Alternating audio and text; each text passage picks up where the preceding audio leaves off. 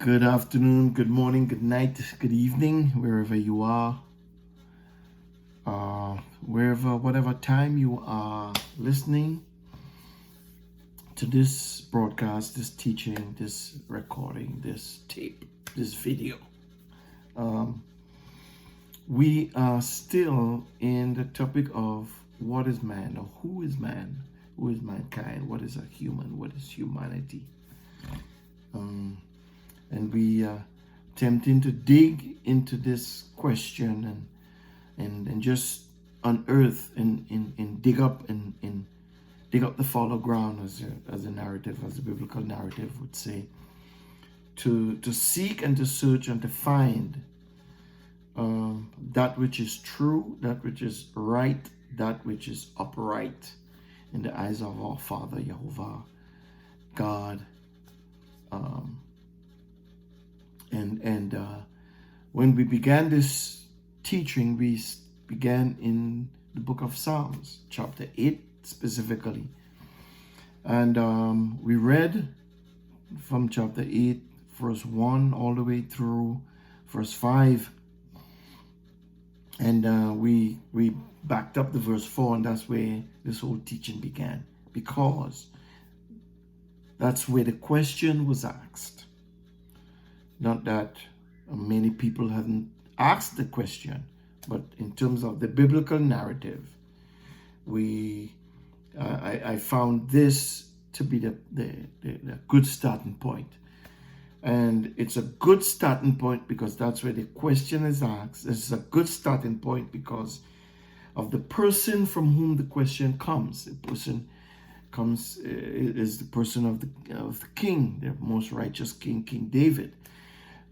It is noted in the narrative, in the biblical narrative, in I think it's in the book of Kings or Chronicles, or even in Samuel, where it was stated that God, Jehovah, Yah, found a man after his own heart.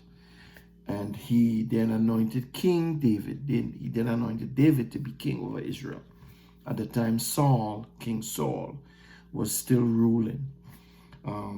And the narrative that says David was a man after my own heart, which came from the mouth of God, shows us how important David was, how God looked at him, how God saw him, and how God viewed him. And so I thought that the question came out of David, and why not start there? Seeing that David was a man after God's own heart.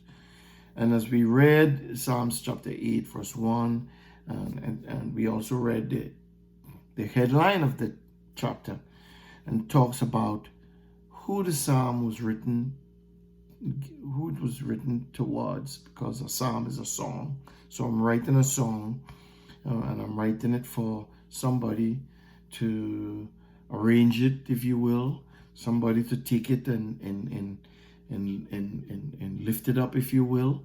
And that person is the chief musician at the time.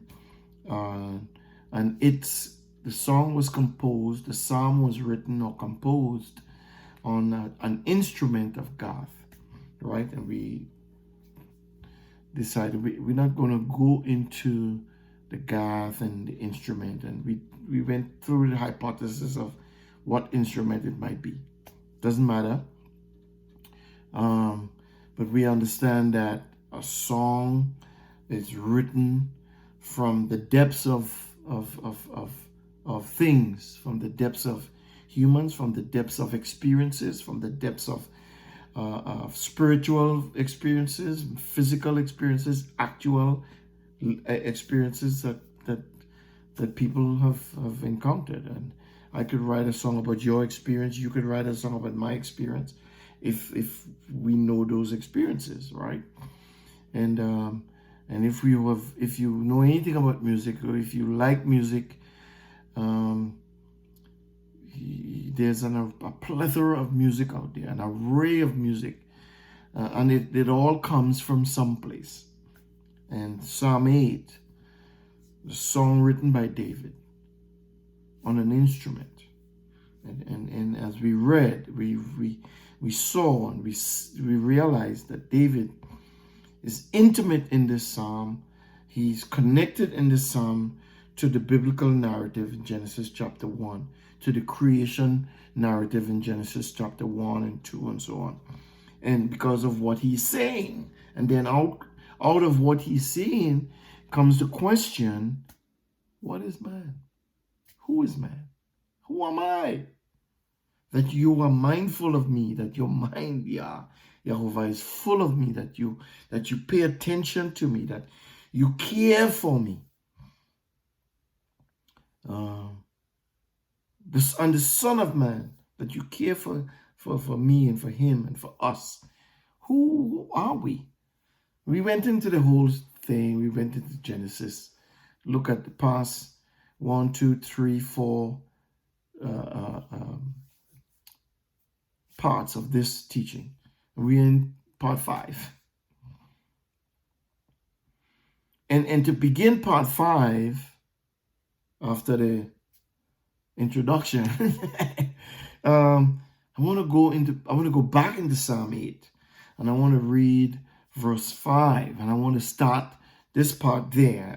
I was hoping to bring the teaching to an end, and I'm going to still try to bring it to an end, because I want to go back into Genesis. I want to go back into Genesis and start at the point where God created the female. We discussed that last week.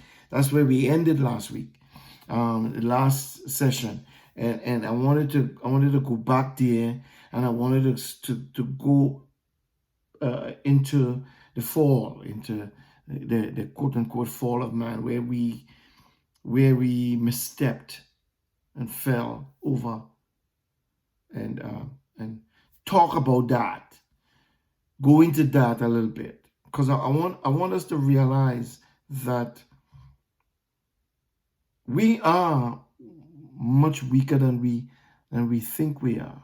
We are much less than we think we are, even though, and this is some irony here, even though we are more than we are. I don't know if you could understand that, but we, in one aspect, we are less than we think we are, right? Because if you look at us today, we think we're somebody, we think we're all that, a lot of us do, at least. And so in that aspect, I'm saying we are less than a lot of us think that we are, but we are actually more than. We're actually more than, and we're gonna build a bridge between these two ironies, if you will. This irony, we want to build a bridge and keep it balanced, keep that bridge steady, keep it balanced, keep it upright, keep it where we can go back and forth. We do go back and forth into weakness, into strength, into weakness. We do that, right? Some people like to stay over here in the strength, and some people, as I said in part 4, some people like to be raw and strong, and some people like to be right and strong, and we have to keep those two positions in balance, in perfect balance. And this is we must do this in order to walk with God, because that's what the mandate is, to walk in the Spirit. And walking in the Spirit creates that balance, right? We know when we're strong, but we maintain a humility about us. We'll talk about that word, humility. All right. We know when we are strong, and we maintain a humility in us that, doesn't tip the scale. Right. And then we know when we're weak. Right. And we again reach out to him who lifts us up to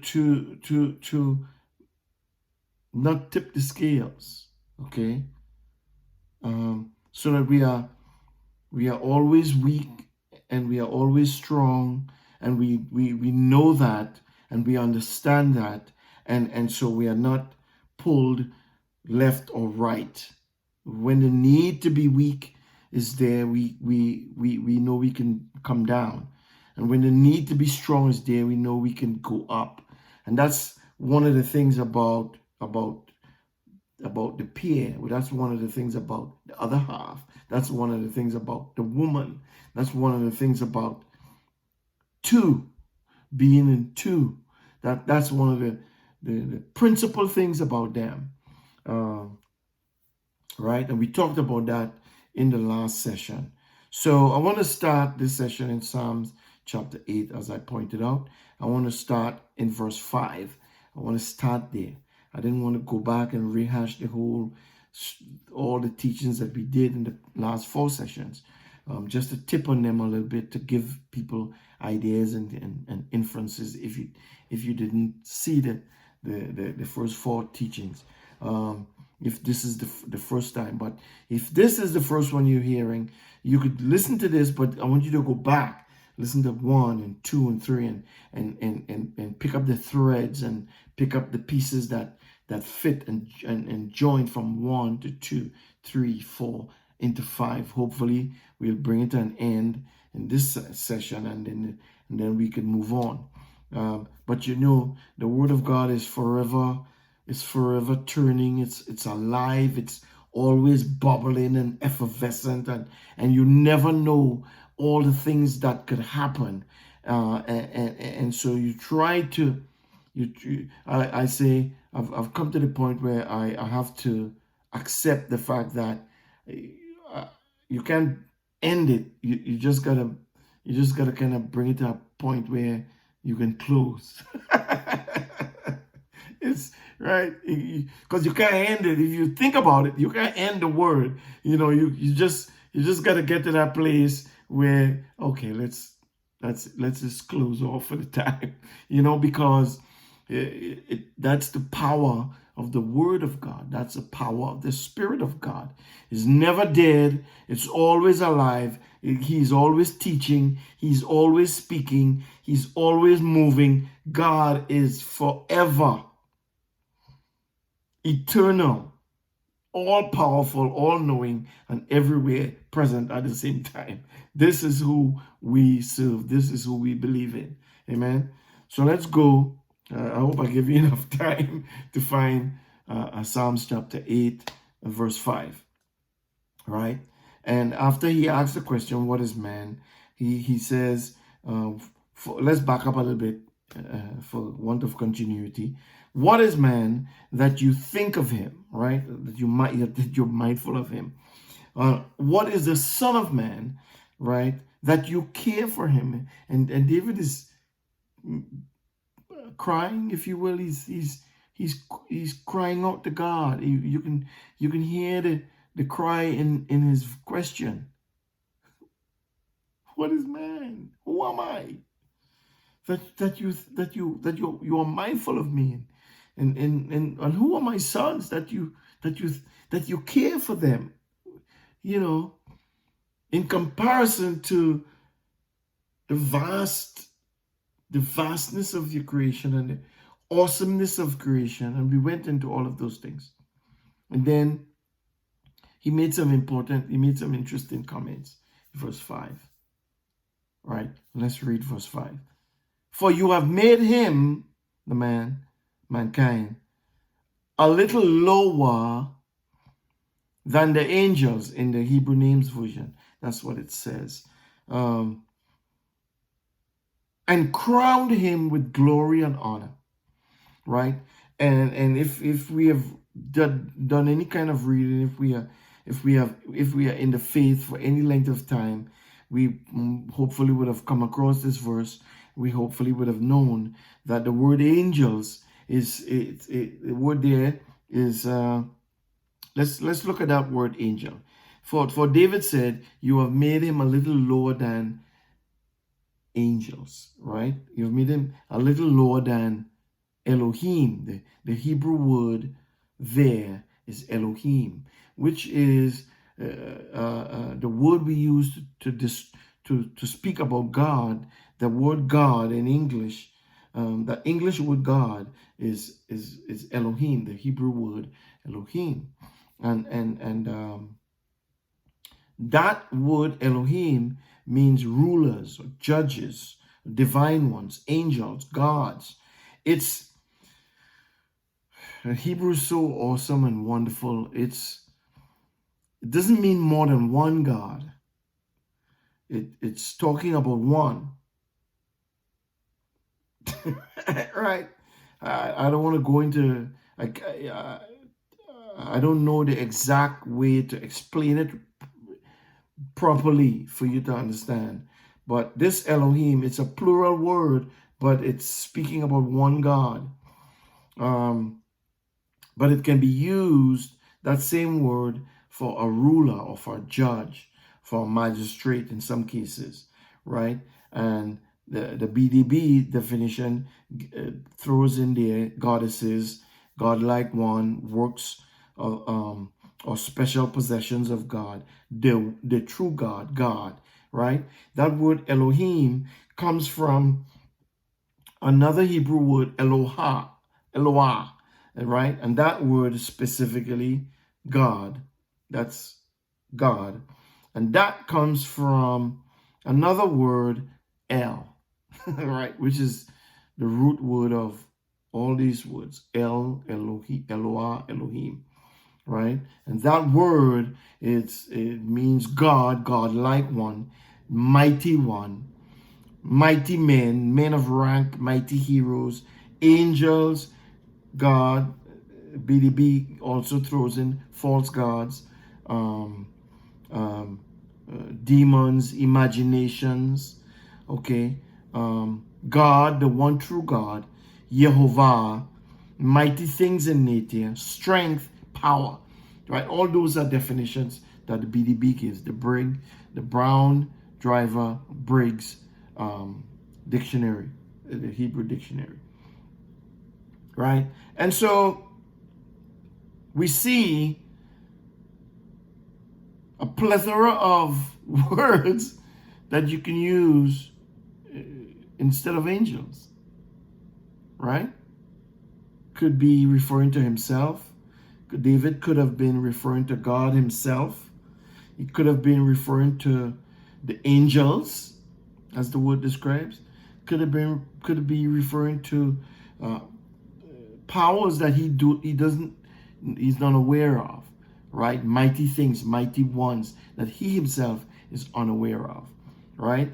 But most people interpret it either God or angels, right? And let's stick to that. Let's stick to those two narratives, God or angels, right? And so here's a statement, however, that's what I want to get to. The statement that this man is making. This man, who God says is a man after God's own heart. Elohim, Yehovah says that this man, David, is a man, a human being after Elohim's own heart. And this man, David, says that Elohim, Yehovah, God, has made us, human beings, a little lower than him or the angels, right? God or the angels. So the statement, why I want to highlight the statement is to let us know that we, even though the Genesis account, God says, let us make man in our image and our likeness, and all these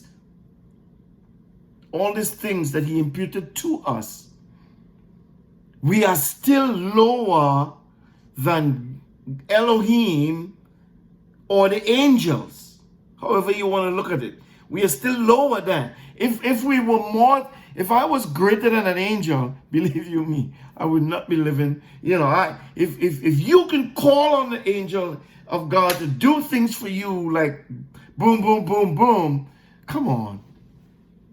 Really? You know, right? You're going somewhere to happen, as the people would say, right? But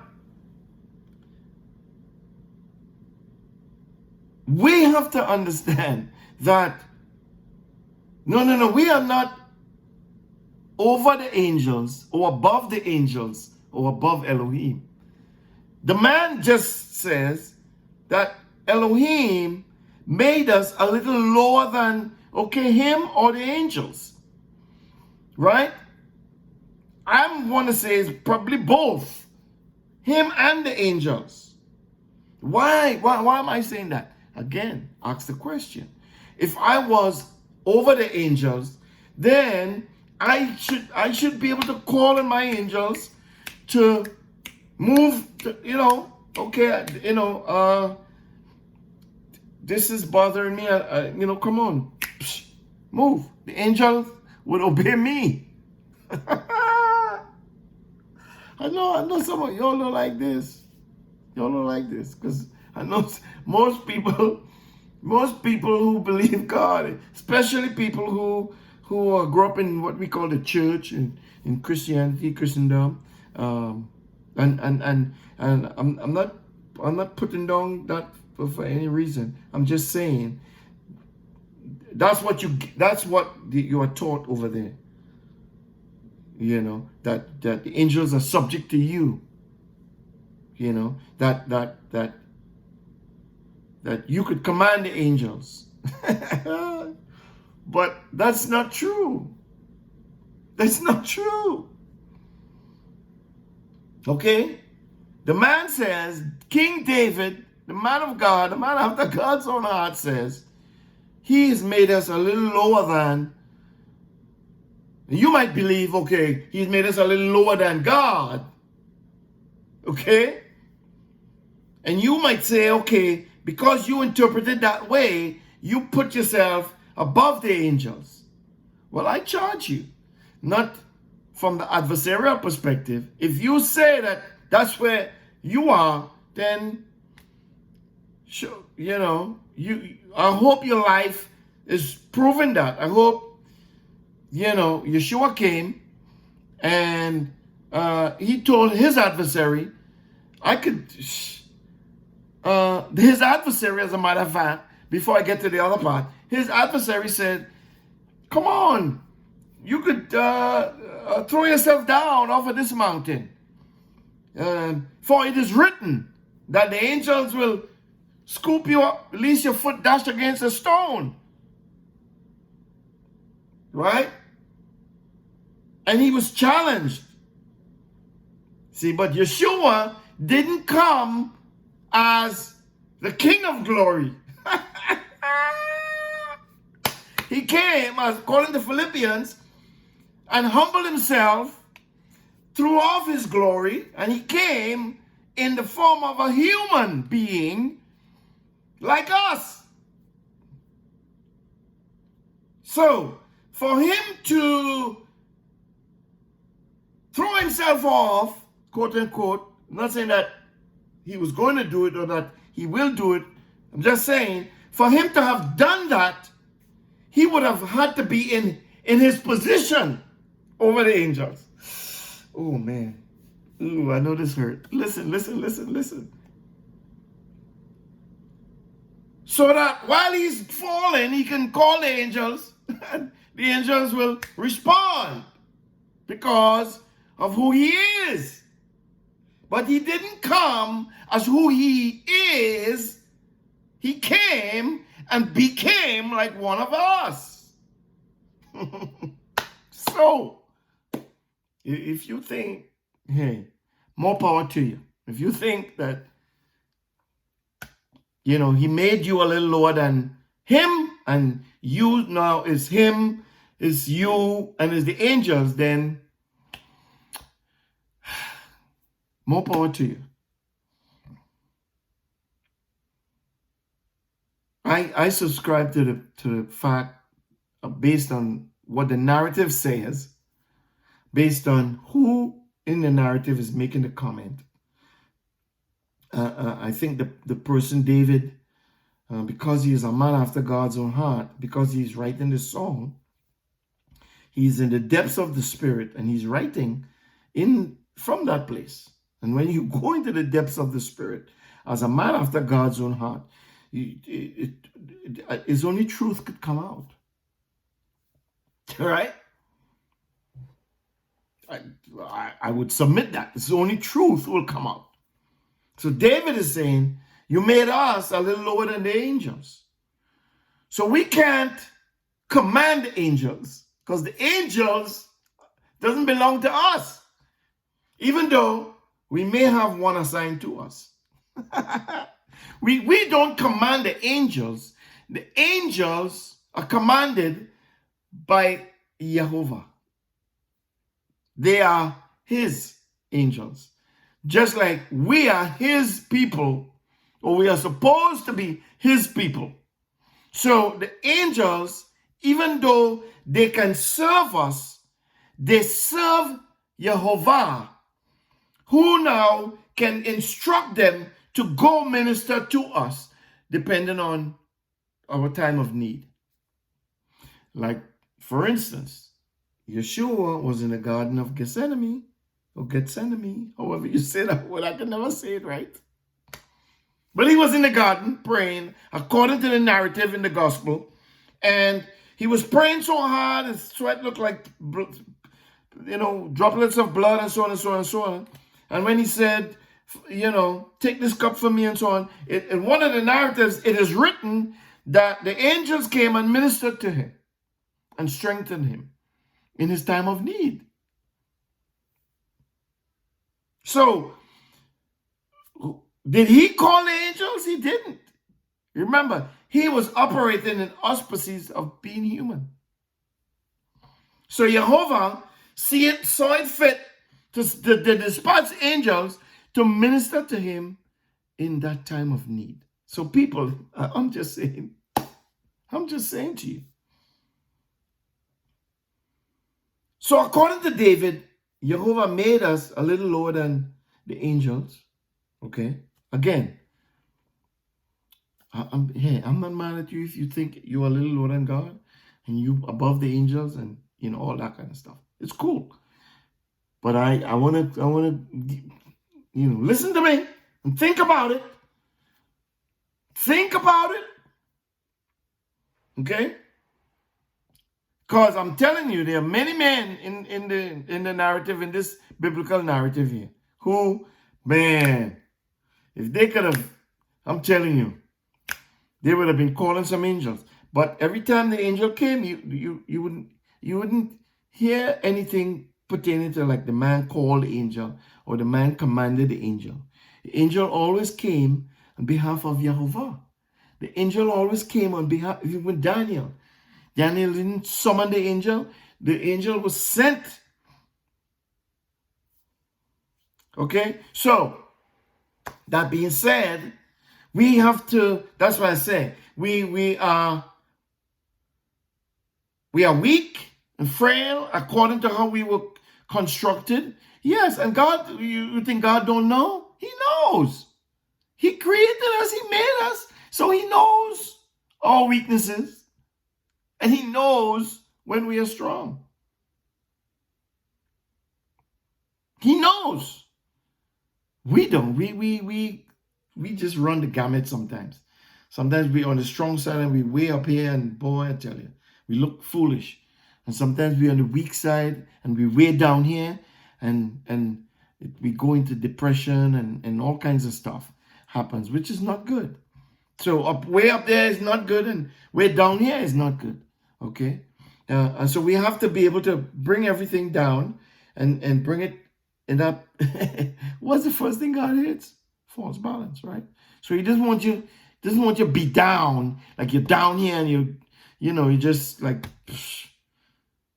and then he doesn't want you up here like, woo, and you all that. You don't need nothing. You don't need nobody. I don't need nothing. You don't even need him, because you think you all that. Which, if we look at the world today and look at how people act in the world today, from top to bottom, from government to lay people in the neighborhoods and stuff. If you look at how they act, right? you see, you get the impression that who is God? Who? I don't care. I'm the man. I'm the man here. You know what I'm saying? So again, we have to find that balance, right? Because the first thing God hates is a false balance. Okay? False balance. He hates a false balance, right? And so we have to understand that. And again, when you think about I remember as a kid growing up, you would always hear this prayer of serenity, prayer of serenity. And I said it in the last teaching, and I'm not sure if I said it correctly. I kind of went into it a little bit, and I wasn't sure how exactly it was said. And then I realized that, wait a second, I could have just Googled it, right? As we do, and pull it up and say it verbatim according to what is said, according to the actual words of the prayer. I'm waiting for it to pull up, right? So here's the prayer, right, that we talked about in part 4, coming to the end, and I want to read it how it's written and talk about God. This is a prayer. Yah Elohim, grant me the serenity. Okay, that's right. To accept the things I cannot change. Courage to change the things I can. And the wisdom to know the difference. Right? So the serenity, peace, if you will. The peace, grant me the peace. Right? To accept the things I cannot change. There are things, people, human beings, men, women, boys, girls, listen to me. There are things that we cannot change. Okay? This is not a downer.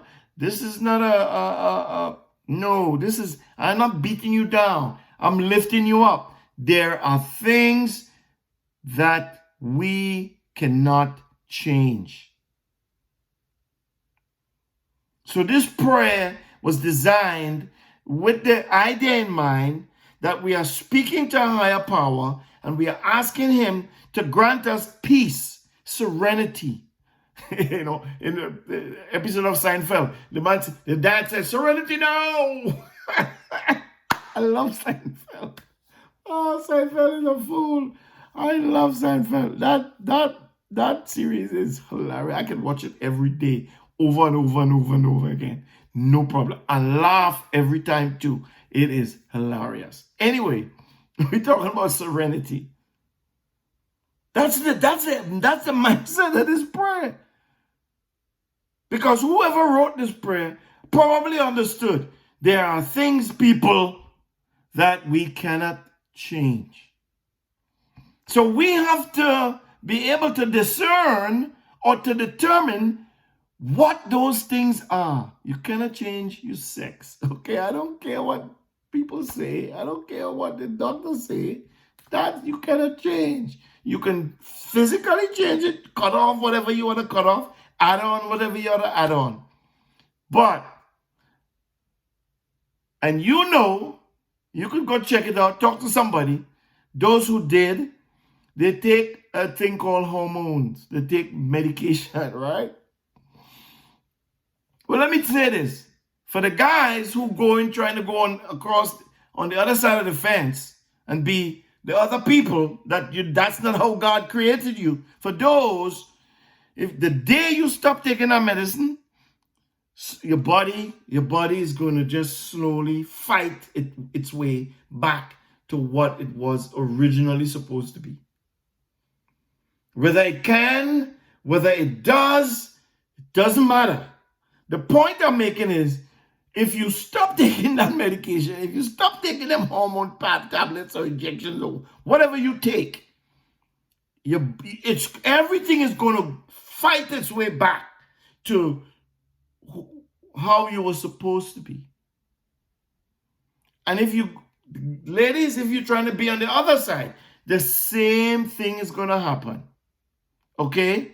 The same thing is going to, you could change it physically. But God doesn't look at physical, okay? God looks at the heart. God made you from inside, not from outside. Okay? Read the narrative. You are a certain way, ladies, women, females, you are a certain way because that's how you were designed. Okay? And that's just how it is. And we have to learn to accept that. I get it. Men, we have been jerks for a long time. Okay? And I'm not making any excuse. I myself probably was the biggest jerk. Okay? That might be an overstatement, but hey, I was a jerk nonetheless, right? Because I'm a man. So I'm saying it, right? I'm confessing it, right? And but that in itself is not an excuse, is not a reason, doesn't give you the right or the authority for you to want to become better than us in our bodies. You're going to be one of us and be like the best one of us. It can't happen. No.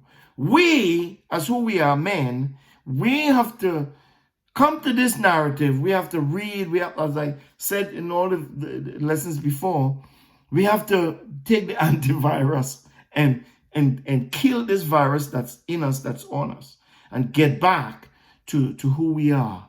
Get back to the question, what is man? Get back to answering that question. Go back to the source. Get back to the reality of this is what we are. And start there and then begin to develop again. Because it could happen, right? It could happen. It could happen. The narrative says with Yah, with God, with Elohim, all things are possible. Anything is possible with him. Okay? But we have to start with some balance. We have to start with some sense. We have to start with some wisdom. We have to start with some knowledge. We have to start with some information. Okay? And this is the information here. It's in the narrative. We are who we are. And the prayer says we cannot, there are things that we cannot change. And we have to be at peace with ourselves and with those things. Right? And then the second part of the prayer goes that give us the courage to change the things that we can. Right?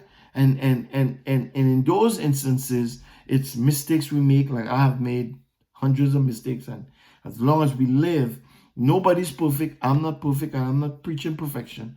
I'm saying as long as you're doing this and walking around and going to work and getting up and sleeping, and as long as you're doing that, your eyes opening or your ears opening or you're moving your hand, as long as you're doing that, okay, you're going to make a mistake. You're going to think something. You're going to say something dumb or silly, stupid even. You're going to put your foot in your mouth umpteen times. You're going to do something crazy, something stupid, something that you have no right doing. John says it.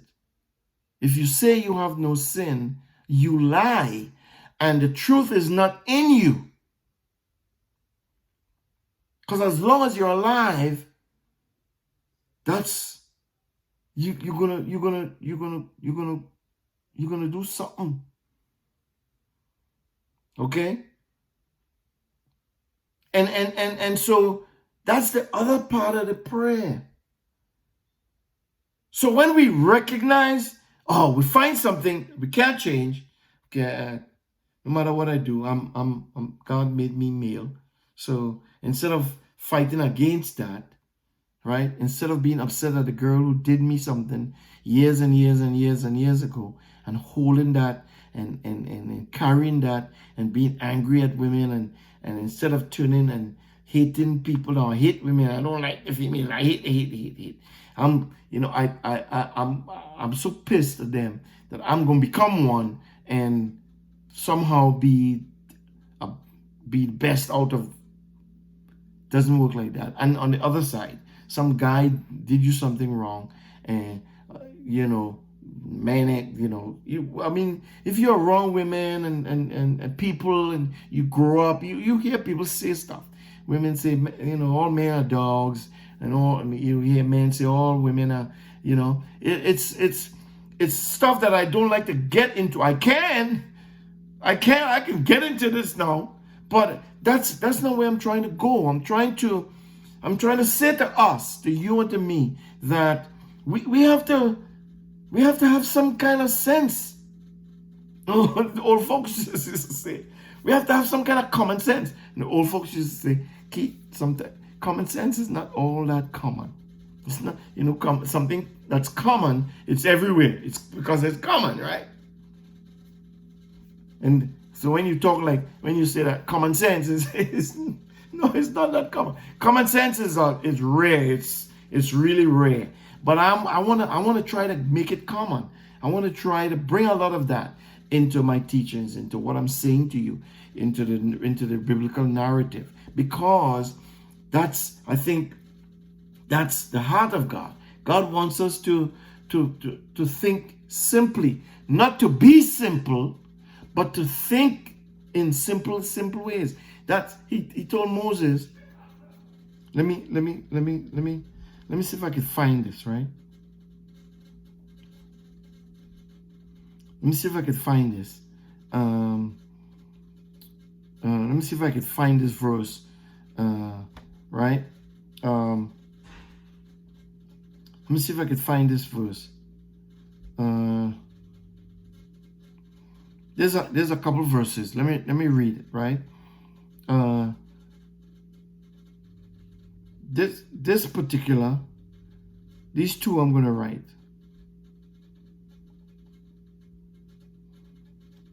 I'm going to read these. This is the incident with Moses and Aaron and Miriam. Remember when Miriam went and started gossip with Aaron, and they started talk about Moses, right? And God called them up on the red carpet. God, like, come up on the red carpet. I need to talk to three of you all. You know, he needed to talk to three of them, but he needed Miriam and Aaron, but he wanted Moses there too. This is some of the things that God said in the presence of Miriam and Aaron and Moses. In Numbers chapter 12, if you're wondering, Numbers chapter 12, verse 60. This, right? I just want to get to that, what I said before. He said, "Now hear my words. If there is a prophet among you, I, Jehovah, will make myself known to him in a vision." Okay, I will speak to him in a dream. If there's a prophet among you, I don't go talk to the prophet. I speak them in a vision or in a dream. My servant Moses, this is verse 7. Listen. My servant Moses is not so. He is faithful in all my house. This is how God is talking about Moses. He's talking to Miriam and Aaron about his servant Moses. Listen to what he says in verse chapter 8. Numbers chapter 12 and verse 8. This is how God wants us. This is how God loves us. This is where he wants, because this is what he is doing. This is what he wants to do. Okay? Watch this. Verse 7, I'm going back to verse 7. My servant Moses is not so. He is faithful in all my house. With him, verse 8, with him, that's when I'm talking to him, I will speak mouth to mouth, even plainly. Not in riddles. Right? I'm going to stop right here. So he speaks to Moses plainly. Not in riddles. He doesn't mix in parables. Right? No, he speaks to Moses in simple ways, because he wants Moses to understand exactly what he's saying. He's not coming in a vision or in a dream. No, Moses, I want to talk to you, okay? Tell the people I want you to go tell Aaron and his sons that whenever they blessing the children of Israel, this is what they say. That's something that we do at the end of every lesson, right? This is tell them what you say. Jehovah bless you and keep you. And so on and so on. So he goes to Moses and tells Moses face to face. So Moses can't dispute what he hears. Why? Because God is letting him know, like I'm letting you know. Right? That's one. Okay? Let's go back. Right? We still there. Let's go to the second one. I wanna point out Deuteronomy chapter 27. Okay, this is I'm going to skip through some things. Right? Deuteronomy chapter 27 verse 1. Moses and the elders of Israel commanded the people, saying, keep all the commandments which I command you today. It shall be on the day when you shall pass over the Jordan to the land which Jehovah your Elohim gives you, that you shall set yourself up great stones and coat them with plaster, right? And you shall write on them all the words of the law. Okay? We don't want to go into that. When you have passed over, that you may go into the land which Jehovah your Elohim gives you. So Moses is telling them, when you go into the Jordan, you're going to set up these two big, huge stones, and you will write down all the words of the law. Okay. Skip down to verse 8. Deuteronomy 27 and 8. Listen. Moses writes, you shall write on the stones all the words of the law, of this law, very plainly. No, you're going to write the words simple. Just as you get them, you're going to write them simple, plain, not fancy, not in parables and not in no. Simple. So that anybody who passes by them two stones and could read the words on the stone will read it and know exactly what is written. They don't have to ask, Dad, what is that? What does that mean? What does it mean? No. None of that. You could read it and know exactly what is said. Plain. Right? And so that's my point when I say we have to be simple, but not simple-minded, right? Because being simple-minded is I don't want to go there. But simple, right? Understand it's easy, it's simple. It's not not us. We want to go and we want to talk about all these kind. That's why in what was that, Romans, the letter that Paul wrote to the Roman church, what did he say? Jehovah will take the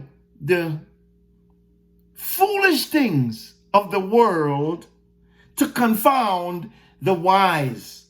Why is Paul making that statement? Right? Because the wise people in the world think they're so wise that they speak up here in all the wisdom and they think they know everything they're talking about. And they think they're wise. But Paul says God will take the foolish thing, something that will sound foolish to them. Because remember, they think they're wise. But he's going to take something foolish, something simple, and confound them. It's like, what? No, it could never be that. That's too simple. Right? Because they think it's something bigger, something greater, something deeper, something further, something wider. I'm telling you, this is my effort. My effort in my teachings is to make it simple, is to use simple things, right, to make my point. Use the narrative. I don't want to go beyond the narrative. I don't want to dig. Oh, we could dig into the Hebrew. In some of these Hebrew words, you go, man, I'm telling you. But I realize it's, the simple stuff is what kind of causes the eye to pop open. When you see God is saying, I don't talk to Moses in no visions and no dreams. No. I love Moses. Moses is my boy. That's my dog. You see what I'm saying? I talk to Moses mouth to mouth. I talk to Moses face to face. I talk to Moses plain. I say, hey Moses, how you doing? And Moses don't wanna give me no, oh, I'm blessed and highly favored. No, Moses don't wanna tell me. Moses mean, God, I'm mad, okay? Because them people you put me over, them people is pissing me off. I'm teed off right now. I wanna deuce. I'm so mad. God be like, all right, don't worry, I got you. You see what I'm saying? See? No, but we want to get into the whole, oh, I'm blessed and highly favored. Walk with our head in the air, in the clouds, and keep stubbing our toe as we go. Because we don't want to look down. We don't want to look where we're going. Because, what they say, the word is a lamp unto my feet and a light unto my path. Well, why you need the word to be a lamp unto your feet? Because your feet is down there. You got to watch where you're putting your foot. Okay? You got to watch where you're putting your feet. You got to watch what you're thinking. It's all about your perception, right? What's in your heart? And God He's not trying to, what did Yeshua say? Oh, take my yoke upon you, for my yoke is easy. And my burden is light. What you talking about, heavy burdens? No. That's not what it is. My yoke is easy and my burden is light. What you talking about, bro? I'm telling you. So what give me serenity to know that I can't change everything in the world. So give me serenity to accept the things I cannot change. I need courage, strength, right? I need courage and strength to change the things I can, because that's a tough one now. That one right there, that's a tough one, because man, everybody looking at you like, why you don't eat pork? Why you don't do this? Why you don't go nowhere after, why you home on Sabbath? Why you celebrate the Sabbath? Why you doing Feast of Tabernacles and Pentecost? And why you doing a Yom Kippur? And why you following the law? Yeah, you legalistic. Well, that's not legalistic. No. That's crazy talk. The legalistic thing, that's crazy talk that you hear people say, right, when they don't want to obey. That you're just legalistic. No. I love the law. David loved the law. What did he say? He said, I love your word. Your law is like, what did he say? I can't even remember, right? But he loved it. Why? Because when you wrap yourself in this, the virus, it eats away the virus and it kicks the virus off of you. And you could walk in real joy and real peace and real love. You could see somebody across the room who hate you, and they're talking about you, and they're saying, and you could talk to them with no bitterness in you, and you be like, hey, how you doing? You're like, no, oh, you're fine, I'm good. No, and you could be at peace. What did Proverbs 16 say? When your ways please Jehovah, he makes even your enemies be at peace with you. Oh God, I want to keep saying that until it gets in my soul, gets in your, it gets all in you. See my face? I'm looking at my face in the camera. Right? It gets in you to the point where, man, this is good stuff. We want to talk about walk in the Spirit. This is how you walk in the Spirit. This is how you do it. You get in the Word, you read it, and you saturate you rub you bathe in it, you soap your skin with it, you rinse your skin off with it, you dry your face with it, you put it on when you go in to work in the morning, when you come in back home in the evening. It's sweeter than the honeycomb. This is the Word that we are reading. This is the Word that we are dealing with when it comes to who we are.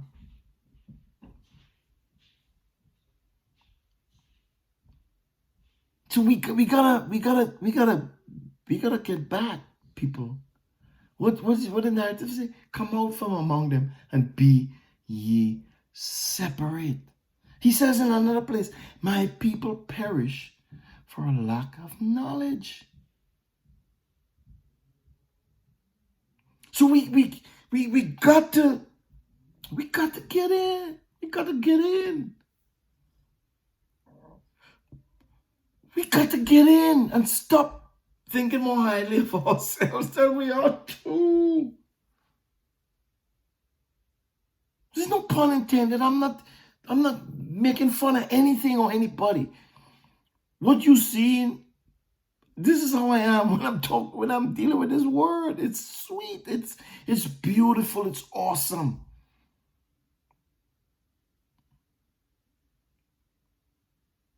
He said, you made us a little lower than the angels. So, okay, I accept that.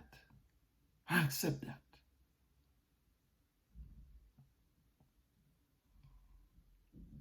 Accept who God created you to be. Accept it. The things about me I don't like at all. Oh my God, you have no idea. I know. You don't. You may not. He knows. Right? And there are things that I see that I want to change. So I try to drum up courage. I pray and ask God. I want courage. Because I want to be better. I want to be better. I want to love more. I want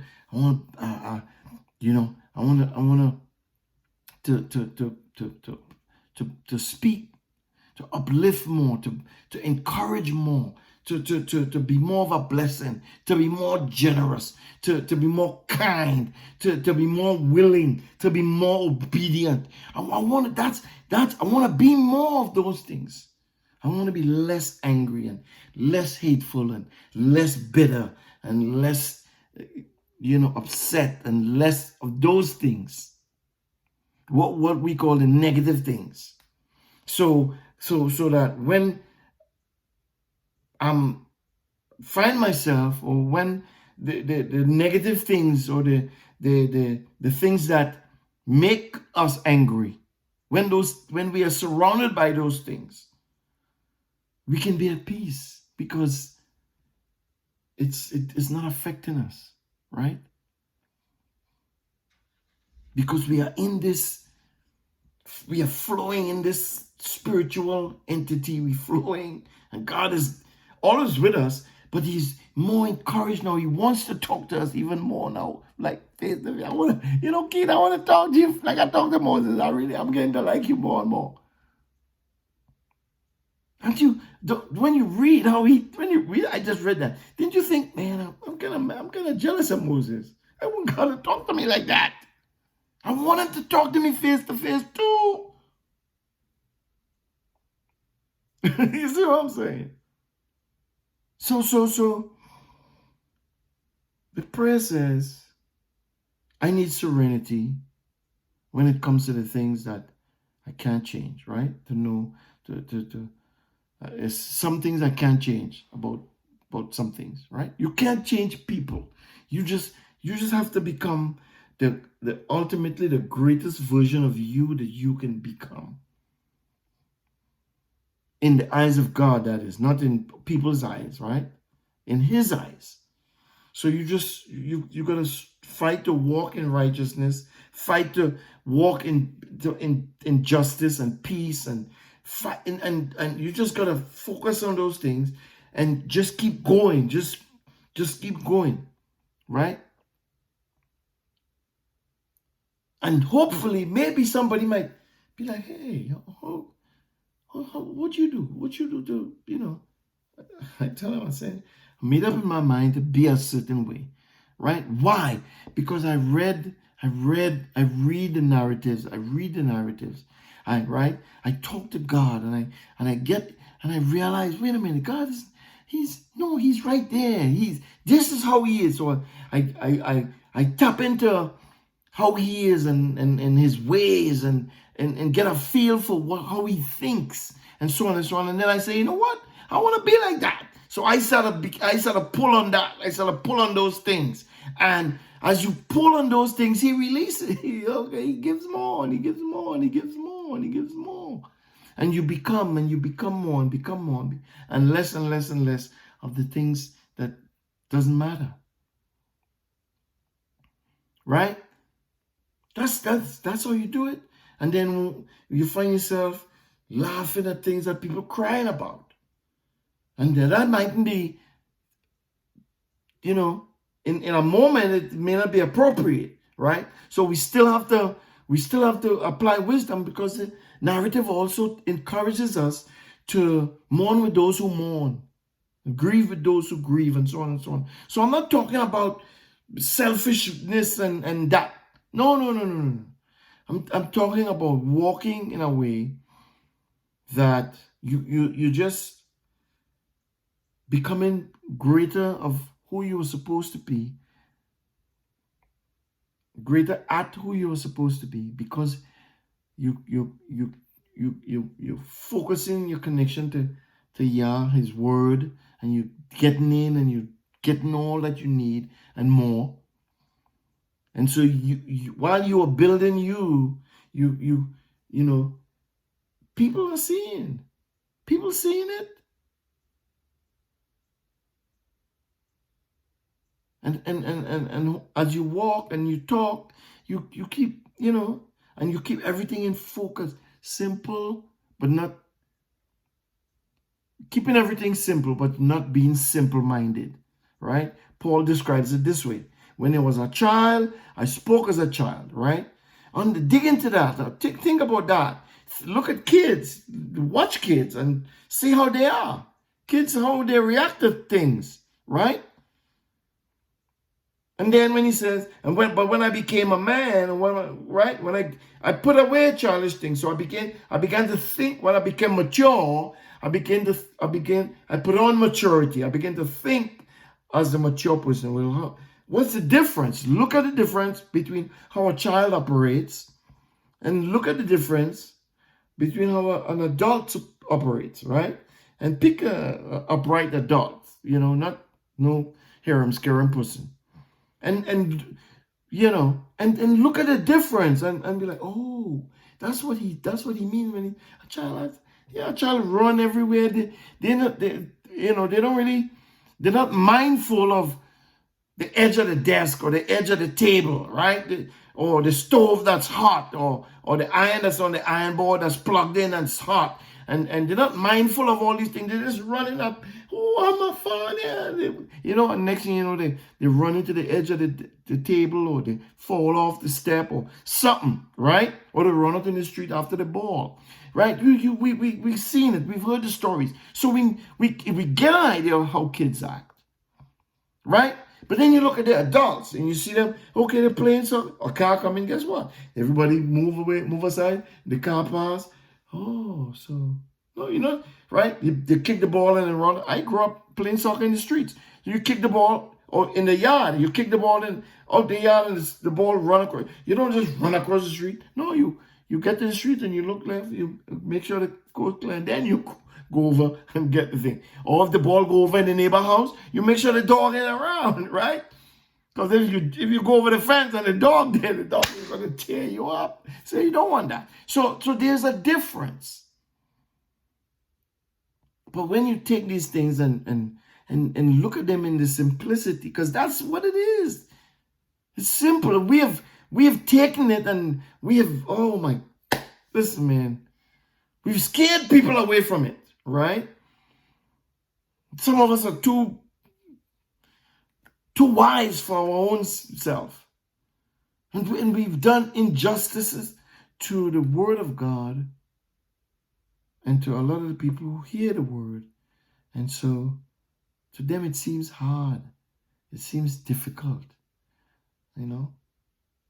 Why you stop eating bacon? Oh man, bacon tastes so good. I don't know how you could do that. Well, because I want to obey my Father. I want to be obedient.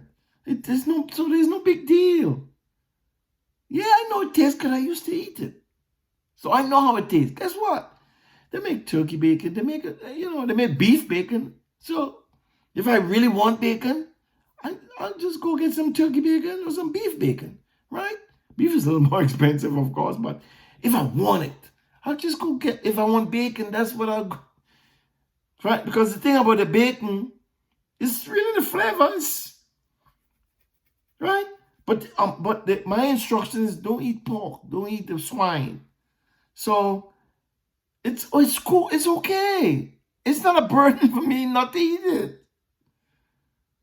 People will be like, you don't eat shrimp? Oh my God, I can't believe you don't eat shrimp. Oh my, shrimp tastes so good. Yeah, I know. I used to, I was never a shrimp lover. I eat, okay, it's good, but I choose to be obedient, and I'm happy and full of joy about being obedient.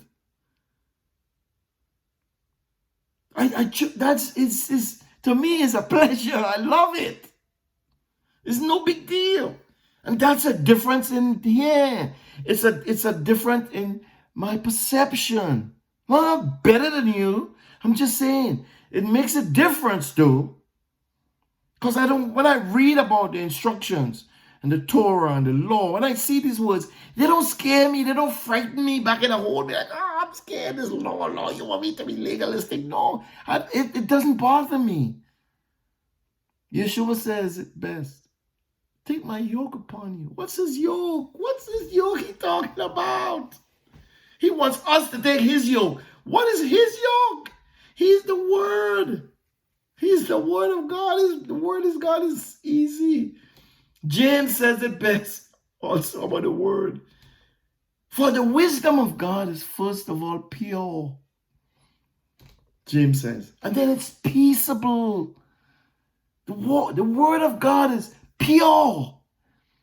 And then it's peaceable. It gives you serenity. Serenity, no. It gives you serenity. It doesn't make you upset and angry and no. It's pure and peaceable.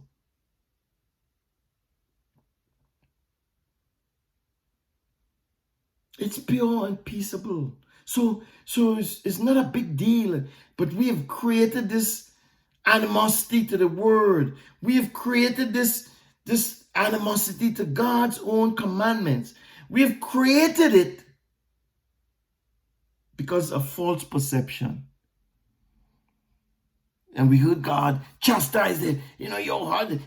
Okay, but he's chastising them for a reason. Because their heart's hard. So if he's chastising them because their heart's hard, you just soften your heart and obey. Don't do like what they're doing.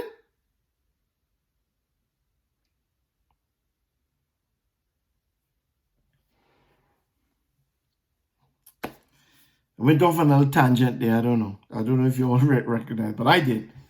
Right? But we're still in the topic. What is man? I'm talking about us. How did we get to where we are? Okay, I'm going to that because it's already into the hour. We 9 minutes in. So do I take this to 2 hours and just try to bring it to an end? I don't want to do that. I'm trying to keep it because I'm low. I could talk all night. I'm trying to avoid that, right? I don't want to, go into an hour and a half, 2 hours. The first recording I did, right, on this channel, yeah, Voice in the Wilderness. I changed it. It was Cry in the Wilderness, and then Voice in the Wilderness. Yeah. So it's Voice in the Wilderness. That's the name of the channel, right? And so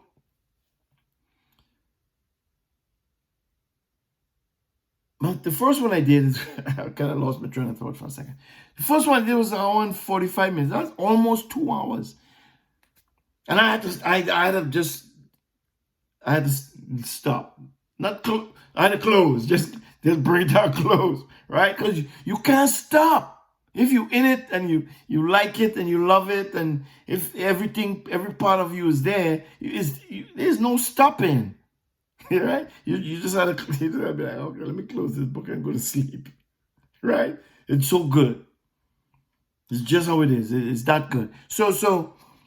And then I'm because we got man. I feel for the people of children of Israel in the old in the Torah in those days. I felt for them because they had to stay there from morning till evening. Read the narrative with Moses and his father-in-law. Father-in-law, so what you doing there sitting down from morning to evening? The line, talk about line, the line long, the line going all downtown, coming up 400, the line just all over the place. And Moses there sitting down, and this person come and explain to him their problem, and he had to say, okay, Lord, like the priest in the church, bless them, Father, and okay, next. And the line moving slow, because everybody issue is different, right? Jethro said, what you doing, man? That's a burden. That's a burden for you. Yeshua said, my burden ain't that big, bro. No. Train people, and give people rule, give people authority. Find them, those who can handle 10s and 20s and 30s and 40s and 50s, and just say, listen, you take care of that 10, you take care of that 20, you take care of that 30. You're over the 10. Don't be mad at the person who's over the 30. Don't be upset. That's it. You get 10. You do the best you can do with that 10 that you have. You know what I'm saying? Don't fight. Don't look at the person with 5,000 and you mad. Right? You want to go, you want to take all your resources and because you want to get like them. You know how the teaching go. You know how the teaching go. Come and be a covenant partner and build your ministry. You will get 50,000 too. So he can't handle 50,000, bro. He can only handle 5, 10. But we created all these lies and all these bends in the word, and we put up all these branches and sticks, and we make all these takanot, as the Hebrew would call them, all these inferences to all kinds of stuff. Move people completely away from the written narrative and go into all of these crazy ideas, and people now just out there rehearsing it, regurgitating it, teaching it. This one grew up under that pastor, and that he teaching the same thing this pastor teaching nothing different, because he learned it. This pastor taught him, and for 50 years, this is what they taught. And for 50, he keep on teaching it, and his son will grow up and do the same thing. No. Come on, people. What are we doing? What are we doing? The narrative say one thing, we doing something different. And we putting it all under the blood. Everything is under the blood. It's under the blood. Oh my goodness. People, are we crazy? No, we're not. We have to get back to Yah. We have to. I'm winding down because I can't get into Genesis. I can't even go into the fall. I'll do that next time. I'm sorry. We're going into part 6. Oh my goodness. Part 6. Woo, 6 hours? Really?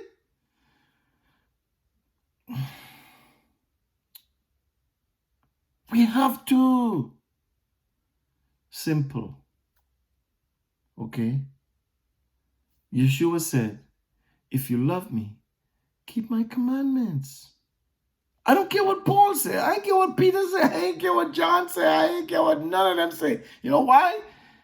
Because they didn't die for me. He did. He did. He is the word. He is the commandment. If he say, if you love me, keep my commandments, that's what I'm going to do. I'm going to keep his commandments. I'm not going to be pissed off and mad. Because you know what? When I'm driving my car down the road and I get to the traffic light and the traffic light is red, I might get upset if I'm late going somewhere, right? But all things taken into consideration, if I'm going somewhere and I'm on time and I'm good, and I get to the traffic light and the traffic light is red, I stop. I stop. Why? Because the traffic light is red, and the red traffic light means stop. That's the law. Call me legalistic if you want. That's the law. You break the red traffic light and hope the cops don't see you because you're getting a ticket. Okay? Simple. But and I'm being reminded to say this to you guys. We are more obedient than we are disobedient. Right? And we are more obedient if we just examine the things we do, we will realize how obedient we are. But we are only obedient to everything else. When it comes to God, we are less obedient. Right? We had to go to work. Guess what? When Monday morning come, we get up. No matter how we feel, right? Those who who have a conscience to go to work, they will get up and every day, Monday, Tuesday, Wednesday, Thursday, Friday, and some go Saturday, Sunday, right? But when it's time to work, we go to work. We are obedient. We drive on the right side of on the proper side of the road we're supposed to drive on. We stop at the red light. The phone ring, we answer the phone in most cases. We answer the phone, especially if it's a number we know in the contacts, right? We answer the phone. We pay the bills. We are more obedient. But if we think about it, we will realize when it comes to God, we give God a hard time. God say, okay, it's Sabbath, can you rest? No, I know I gotta go to the store, I gotta go to the grocery, I gotta do this, I gotta go to this, I gotta go shopping. God say, Sabbath day is the seventh day. Oh, I don't care. It's 7 day. 7 days is the only off day I have, so I had to do all of this. I'm gonna take the 7th day on the Wednesday. This is us. This is what we do. We make our own rules. When it comes to God, do we make our own rules? When it comes to God, we make our own rules. But everything else, we obedient. We want some cold to drink, we go in the fridge. Right? Or we go to if we're in the store, we go to the fridge because we want something cold. So we're obedient to all these things. You want to go on a computer? You power it on or you open it up. Right? You want to get dressed? Guess what? You can't get dressed and not get dressed. You want to do something, right? You want to put on your clothes. So we are more obedient in a lot of ways. But when it comes to God, we give our Father a hard time. We give him a hard time. And we got to stop, people. We have to come back to it's his. The angels respond to him, not you. The angels are his angels, right? We talk about the male, the word male in the garden, right? We talk about he took the man and put him in the garden to cultivate it. That word is to serve it. What did Yeshua say? If you want to be the greatest of them all, you have to be the best servant. Oh God, people. Are you hearing me? Are you hearing what the Lord is saying? You want to be up there, you got to go down here. You got to serve. He created us to serve the environment, to serve our community, to serve our neighbor, to serve our spouses, right? Both people. The husband serve the wife, the wife. Paul explains it in Corinthians 7. Your body doesn't belong to you, and her body doesn't belong to her. But no, out there they say, no, there's a woman's right to choose. It's her body, so she can do what she wants with it. No, that's not God. Come on. That's not God, people. Who are we listening to? We got we gotta get back here and take this antivirus here. Take this antiviral medication. Okay, we gotta take this antiviral medication and get this stuff off of us. We have to do it. If we continue the way we are going, it's going to be unfortunate for us. Right? It's going to be unfortunate. And we have to get back to the place of understanding who we are. He made us human beings, male and female.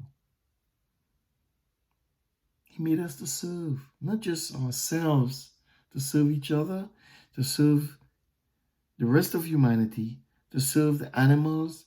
And we do it, people. Peter and all them people who fight for the animal rights. And, I look at the animal, the rescue, the dog rescues, pit bulls and parolees. And we do these things. And they are awesome. Why? How come we do these things? Because it's in us to do it. How we know how to do them? Because it's in us. It's in us, people. Sin didn't erase it. The fall didn't erase it. The fall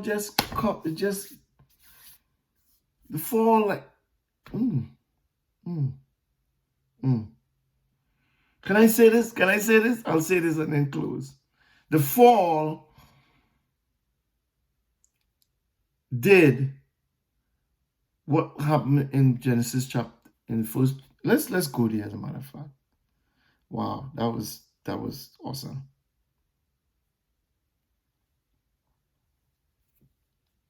Here's what the fall did.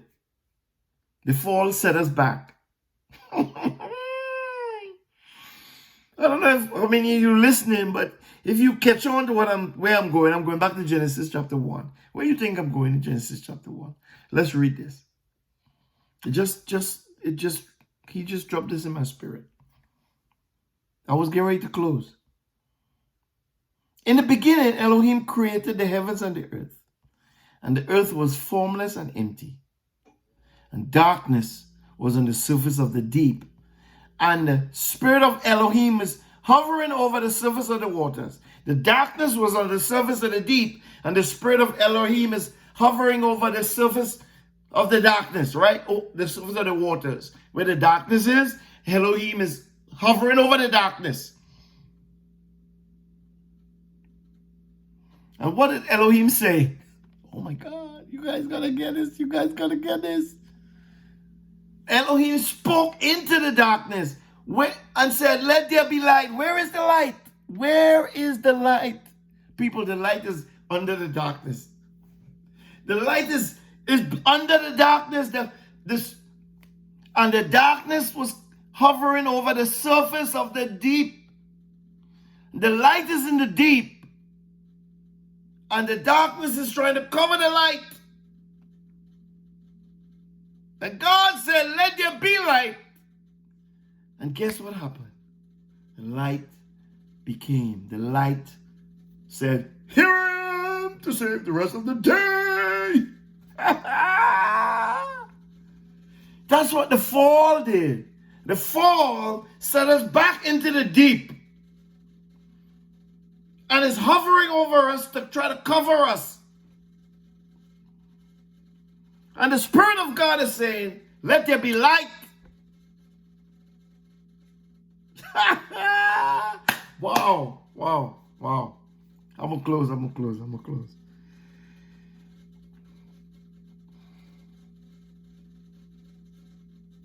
We have to get back, people.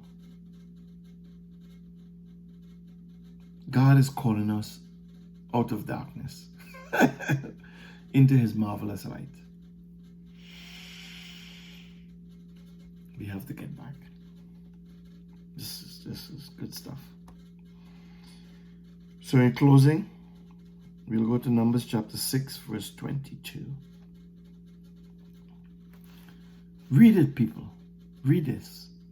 And let it just soak in your mind. Let it just soak in your spirit. Let it soak in your mind, in your heart.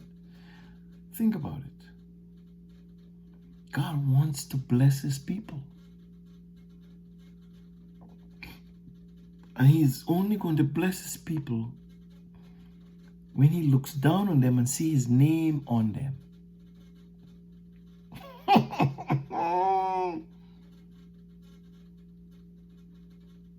See, there are people in Matthew 24 who said, Lord, Lord, didn't we prophesy in your name? Didn't we cast out demons? Didn't we do all these magnificent, great things? What did Yeshua say to them? Depart from me, I never knew you. My name was never upon you.